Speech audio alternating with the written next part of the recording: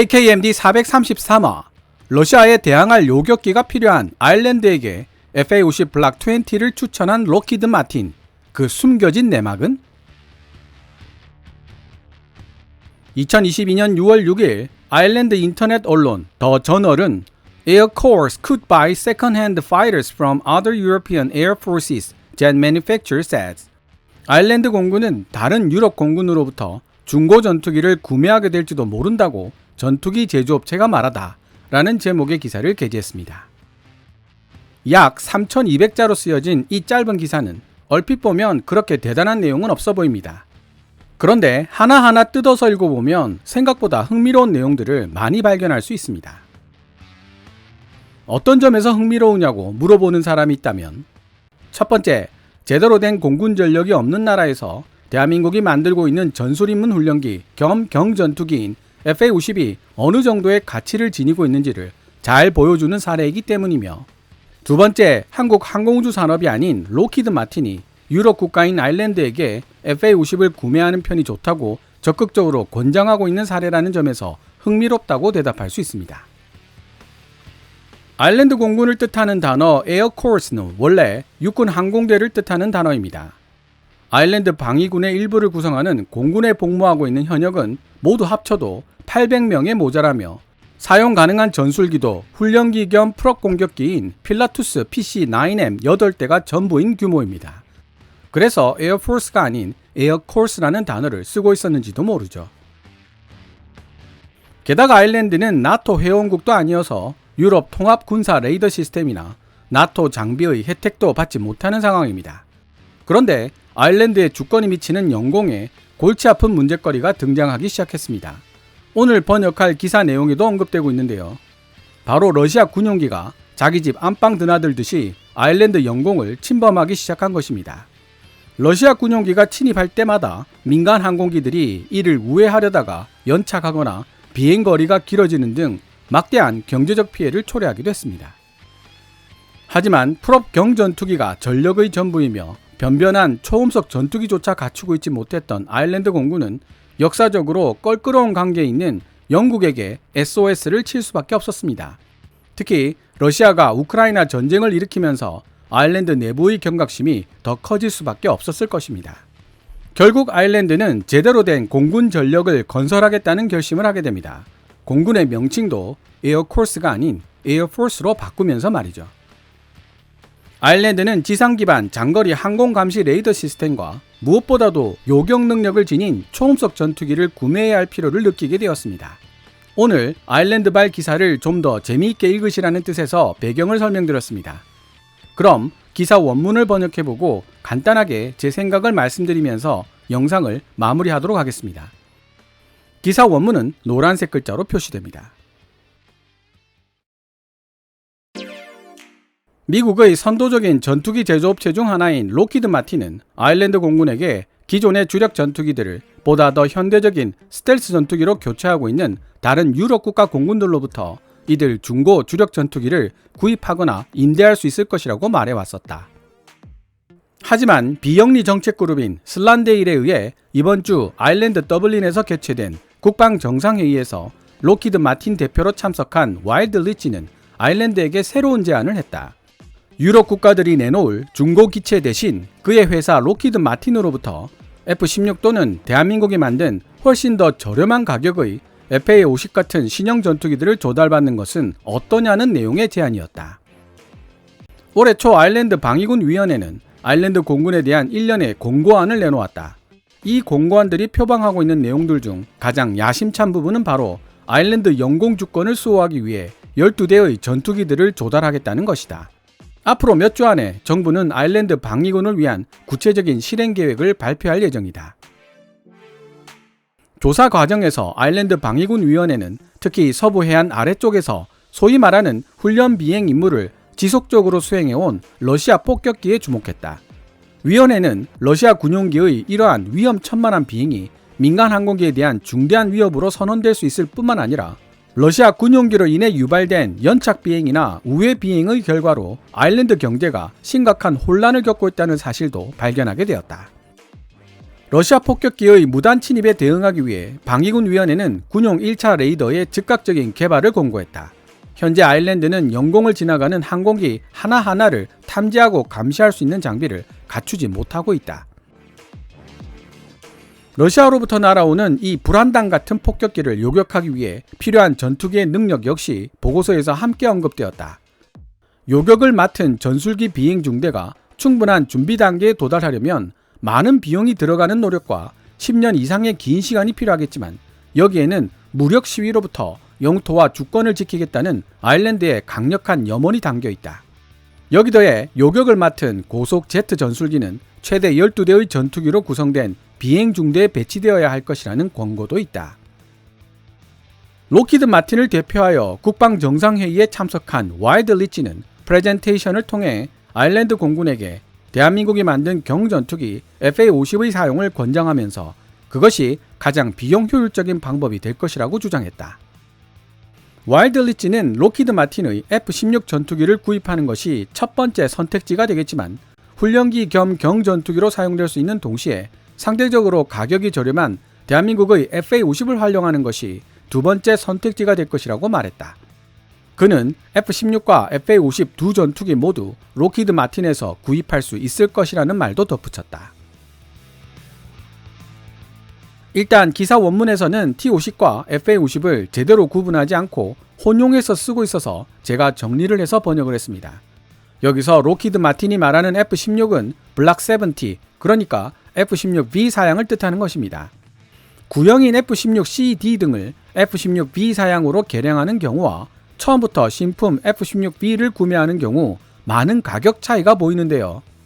외신을 찾아보면 2018년 크로아티아가 신품 F-16B를 제쳐놓고 중고 라팔을 선택했다는 사실을 알 수 있습니다.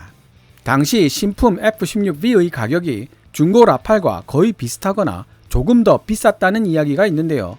라팔 신품이 거의 1,400억 수준에서 거래된다는 사실로 미루어 보면 F-16B 신품의 가격이 어느 정도일지 대략 상상이 되실 겁니다. 기사에서 와일드 리치가 아일랜드 공군에게 FA-50을 권장하면서 가장 비용 효율적인 방법이 될 것이라고 이야기했던 이유가 여기에 있는 것이죠. 물론 가장 좋은 것은 F-16B가 되겠지만 현재 아일랜드 공군의 예산으로 봤을 때 너무 부담스러운 몸값입니다. 게다가 한국 항공우주산업과 협력하여 미 공군 고등 전술훈련기 사업에 도전하고 있는 록히드 마틴을 통해 구매할 수 있는 FA-50이라면 중거리 공대공 미사일 암람이 통합된 블락 20 버전이 될 가능성이 높습니다. 그렇게 이해하면 와일드 리치가 아일랜드 공군에게 FA-50을 적극적으로 권유한 이유가 보다 더 명확하게 설명이 됩니다.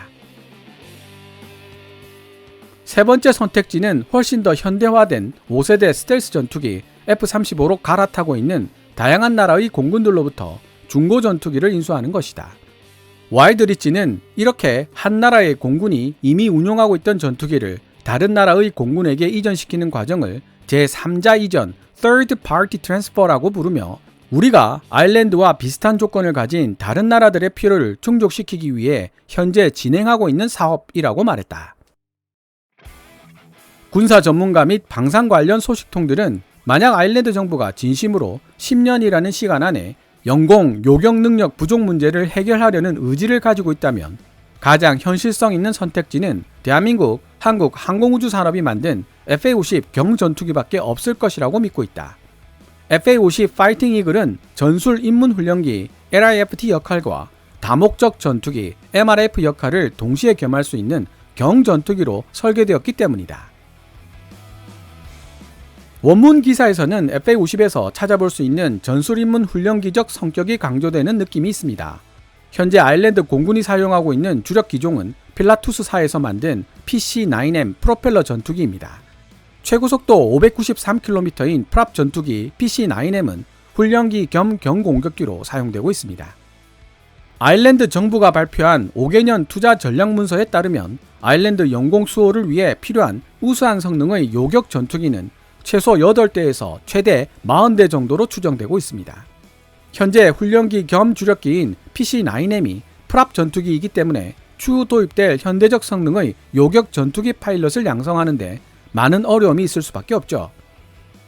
하지만 FA-50 파이팅 이글 특히 블락 20로 업그레이드된 버전은 미 공군이 고등 전술 훈련기라는 이름으로 도입하려는 움직임이 있을 만큼 훈련기 겸 공격기로서도 그리고 제한적 방공 전투기로서도 꽤 쓸만한 스펙을 가지고 있는 기체입니다.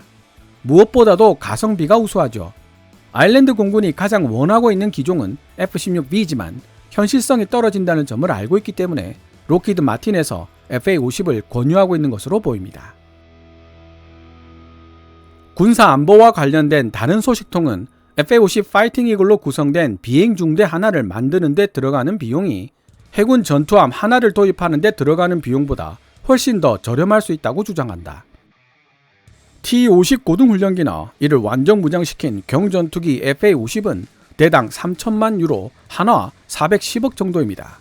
아일랜드 정부가 구매하려 하는 차세대 전투함에 3억 유로, 한화 4,100억 정도의 비용이 필요하다는 사실로 미루어 보면 차세대 전투함 한 척보다 더 저렴한 비용으로 FA-50 비행중대 하나를 가질 수 있다는 뜻이죠. T-50과 FA-50의 가격을 동일하다고 설명하는 부분은 오류가 있습니다. 더 저널에서 말하는 전술인문 훈련기 역할을 할 수 있는 기종은 엄밀히 따지면 T-50이 아닌 TA-50부터입니다. T-50에 레이더와 기본적인 무장 운용 능력을 추가시킨 것이 TA-50이고 TA-50에 링크 16 전술 데이터 링크, 야간 임무 수행을 위한 NVIS, 그리고 레이더 경보장치 RWR 및 체프 플레어 발사기 CMDS 같은 자체 보호 능력을 추가시킨 기종이 FA-50입니다. 당연히 FA-50이 T-50보다 비쌀 수밖에 없는 이유죠. FA-50 블락 20가 등장하게 되면 사실상 TA-50은 공격기로 FA-50 블락 20는 다목적 전투기 MRF로 표현하는 것이 더 정확해집니다. 어느 쪽이 선택되었든 간에 거래 대금은 수년에 걸쳐 분산 지급될 예정이다. 현재 아일랜드 공군이 운용하고 있는 PC-9M은 2025년까지 반드시 교체되어야만 하며 아일랜드 공군의 차기 훈련기 수주전에서 대한민국 FA-50은 가장 강력한 우승 후보로 지목되고 있다. 이 소식통은 또한 애프터버너를 장착한 FA-50은 마 1.5의 속도로 초음속 비행을 할 수 있기 때문에 아일랜드 영공 초계 임무 수행에 적합하고 러시아 군용기 등의 영공 침범에 긴급 출격으로 대응할 수도 있다고 설명했다.